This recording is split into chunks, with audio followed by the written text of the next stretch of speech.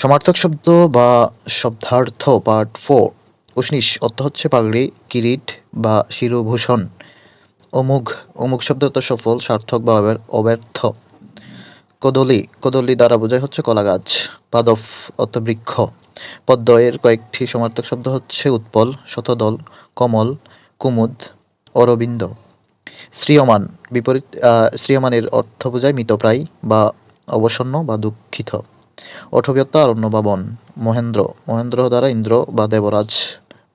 অর্ঘ্য অর্ঘ্য অর্থ হচ্ছে জফলা থাকলে পুজোর উপকরণ, আর জফলা না থাকলে অর্ঘ্য অর্থ মূল্য। চয়ন সোমবার, নির্বাচন বা সংকলন। রাখা রাখা শব্দের অর্থ হচ্ছে পূর্ণিমার চাঁদ বা পূর্ণিমার চাঁদকে এক কথায় রাখা বলে। ভুঙ্গ অর্থ মৌমাছি। ভৃঙ্গ ভৃঙ্গ অর্থ মৌমাছি।